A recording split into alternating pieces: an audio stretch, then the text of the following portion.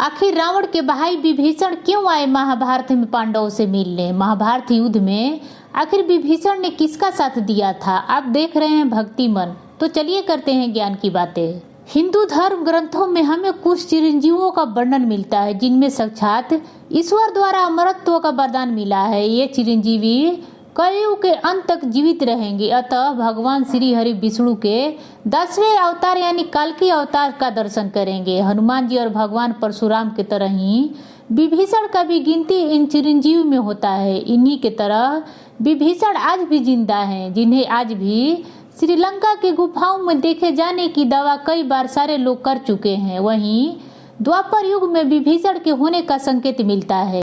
क्या थी विभीषण के महाभारत में भूमिका? जब विभीषण ने अपने सामने भगवान श्री कृष्ण को देखा तो उनकी क्या प्रतिक्रिया थी? महाभारत के अनुसार द्रौपदी के विवाह के बाद पांडवों ने पंचाल राज्य से मित्रता हो गई और पांडव अत्यंत शक्तिशाली हो गए। बाद में जब कौरवों को पता चला कि पांडव लक्षगृह से बच निकले हैं और उन्होंने द्रौपदी से विवाह कर लिया है, तब हस्तिनापुर के महाराज धृतराष्ट्र ने उन्हें बुलावा भेजा। लेकिन पुत्र मोह के कारण धृतराष्ट्र एक और उलझन में फंस गए। एक तरफ उन पर युधिष्ठिर को युवराज बनाने का दबाव बढ़ता जा रहा था, तो दूसरी तरफ दुर्योधन को भी नाराज नहीं कर सकते थे। इसलिए इस परिस्थिति से बचने के लिए उन्होंने तीसरा मार्ग निकाला और पांडवों को खांडव प्रस्थ सौंप दिया। इसके बाद पांडवों के असली चुनौती शुरू हुई, क्योंकि खांडव प्रस्थ साधारण स्थान नहीं था बल्कि एक भयंकर जंगल था जहाँ पर भयंकर जंगली जानवर रहते थे और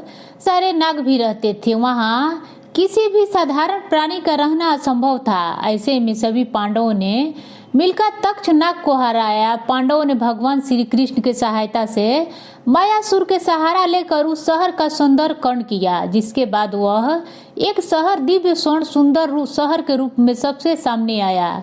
उस स्थान का नाम रखा गया इंद्रप्रस्थ। इस प्रकार निर्माण हुआ एक अत्यंत भव्य नगर इंद्रप्रस्थ का। इसके निर्माण के बाद युधिष्ठिर ने राजसी यज्ञ का आयोजन किया और इस यज्ञ में उन्होंने विभिन्न राज्य के राजाओं को निमंत्रण भेजा और उन्हें बुलाने पर सभी राजा वहां उपस्थित हुए।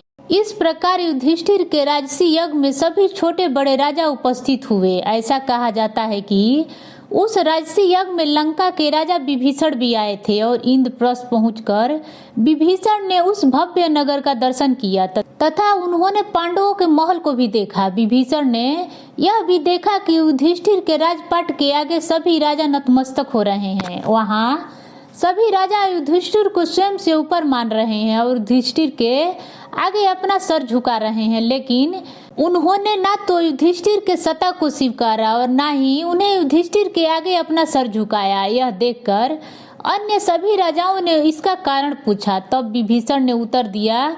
उसे सुन सभी राजा चौंक गए। के बाद जो हुआ किसी ने भी इसकी कल्पना न की थी। पूछे जाने पर विभीषण ने यह बात बताया कि वह भगवान श्री राम के अपना आराध्य मानते हैं और उनके अलावा वह किसी के सामने सिर नहीं झुकाना चाहते, फिर वो कोई धरती का राजा हो या स्वर्ग का राजा। यहाँ इसलिए आए हैं क्योंकि उन्होंने युधिष्ठिर का निमंत्रण मिला था। एक राजा होने के नाते यहाँ उपस्थित हुआ हूँ, लेकिन मैं युधिष्ठिर के अधीनता को स्वीकार नहीं करूँगा, क्योंकि मैं स्वयं भगवान श्री राम के अधीन कर चुका हूँ और उनकी इसी भक्ति को देखते हुए श्री राम ने उन्हें अमरत्व का वरदान दिया है।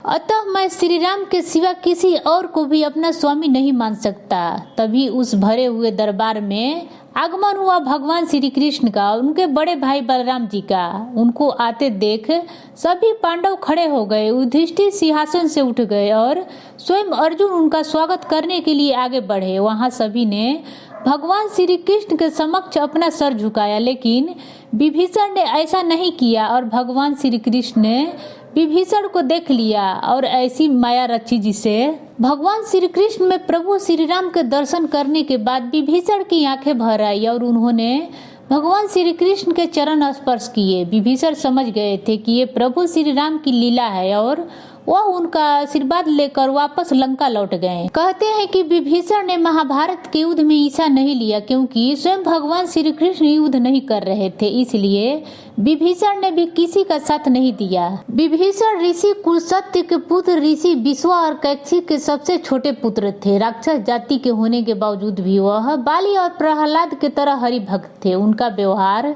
राक्षसों जैसा नहीं था। पिता से मिले गुणों के कारण वे पराई स्त्री को समान दृष्टि से देखते थे और उन्होंने माँ सीता के हरण का बहुत ज्यादा विरोध किया था, लेकिन रावण ने उनकी नहीं सुनी। अंत में रावण का क्या परिणाम हुआ यह तो हम सभी जानते हैं।